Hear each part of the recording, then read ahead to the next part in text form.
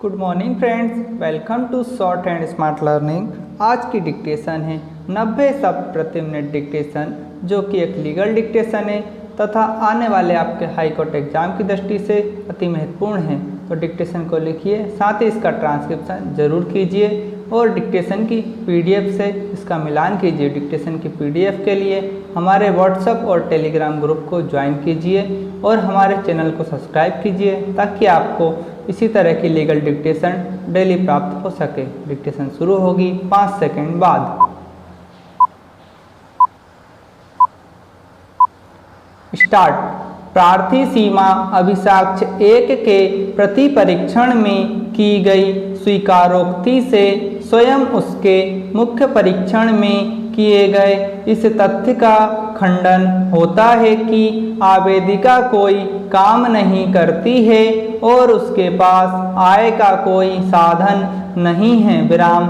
आवेदिका सीमा अभिसाक्ष्य 1 की उपरोक्त स्वीकारोक्ति से यह भी स्थापित होता है कि आवेदिका वर्ष 2011 से मेघदूत विशेष कन्या छात्रावास मक्सी रोड उज्जैन में वार्डन के पद पर कार्यरत है। विराम। ऐसी स्थिति में उपरोक्त विवेचना के आधार पर यह प्रमाणित नहीं पाया जाता है कि आवेदिका अपना भरण पोषण करने में असमर्थ है। विराम। पैरा।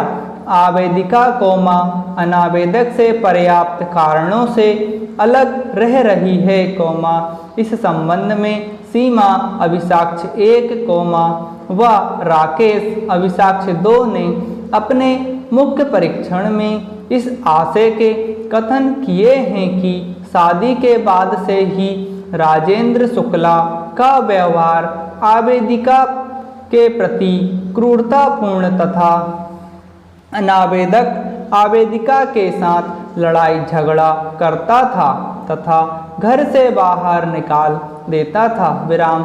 सीमा अभिसाक्ष्य 1 तथा राकेश अभिसाक्ष्य 2 ने यह भी कथन किए हैं कि वर्ष 2011 में आवेदिका का अनावेदक से झगड़ा हुआ था, तो अनावेदक ने आवेदिका का हाथ तोड़कर घर से बाहर निकाल दिया था, तब से वह अलग रह रही है। विराम। हालांकि उपरोक्त दोनों ही साक्षीगण ने इस संबंध में कोई दस्तावेजी साक्ष्य प्रस्तुत नहीं की है, परंतु घर के अंदर 4 दीवारी में महिला के साथ की गई मानसिक अथवा शारीरिक प्रताड़ना की स्पष्ट साक्ष्य की उपधारणा भी नहीं की जा सकती है। विराम। ऐसी स्थिति में प्रार्थी सीमा अभिसाक्ष्य 1 के न्यायालयीन कथनों के आधार पर यह प्रमाणित पाया जाता है कि आवेदिका अनावेदक के साथ पर्याप्त कारणों से पृथक रह रही है। विराम। जहाँ तक अनावेदक द्वारा आवेदिका के भरण पोषण में उपेक्षा और इनकार का प्रश्न है, इस संबंध में अभिलेख पर कोई ऐसी साक्ष्य प्रस्तुत नहीं है, जिससे यह निष्कर्ष निकाला जा सके कि पृथक रहने के दौरान एवं आवेदिका द्वारा घरेलू हिंसा से महिलाओं का संरक्षण अधिनियम के अंतर्गत न्यायालय में आवेदन पत्र प्रस्तुत करने के पूर्व अनावेदक द्वारा आवेदिका के भरण पोषण की कोई व्यवस्था की हो। विराम।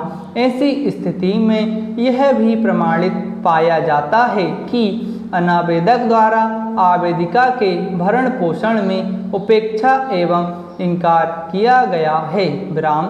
उक्त विवेचना में यह प्रमाणित पाया गया है कि अनावेदक पर्याप्त साधनों वाला व्यक्ति है, आवेदिका पर्याप्त कारणों से अपने पति से पृथक रह रही है तथा अनावेदक आवेदिका का भरण पोषण करने में उपेक्षा कर रहा है। विराम। परंतु जहाँ तक आवेदिका का अपने भरण पोषण करने में असमर्थ होने का प्रश्न है, इस संबंध में यह प्रमाणित पाया गया है कि आवेदिका वर्ष 2011 से मेघदूत विशेष कन्या छात्रावास में वार्डन कोष्टक अधीक्षिका कोष्टक के पद पर कार्यरत है, अर्थात आवेदिका के पास आय का नियमित साधन है विराम। इसके अतिरिक्त आवेदिका द्वारा घरेलू हिंसा से महिलाओं का संरक्षण अधिनियम के अंतर्गत न्यायालय में दिए गए आवेदन में प्रकरण क्रमांक 329/11 में न्यायालय द्वारा 3000 रुपये मासिक भरण पोषण का आदेश प्रदान किया गया है विराम। ऐसी स्थिति में आवेदिका को अनावेदक से इस प्रकरण में पृथक से भरण पोषण का आदेश प्रदान किया जाना न्यायोचित प्रतीत नहीं होता है। अतः आवेदिका द्वारा प्रस्तुत आवेदन पत्र अंतर्गत धारा 125 दंड प्रक्रिया संहिता निरस्त किया जाता है। विराम समाप्त। दोस्तों, आप लोगों को डिक्टेशन पसंद आई हो तो इससे ज़्यादा से ज़्यादा शेयर करें और हमारे चैनल को सब्सक्राइब करें ताकि आपको इसी तरह के डिक्टेशन रोज़ प्राप्त हो सके।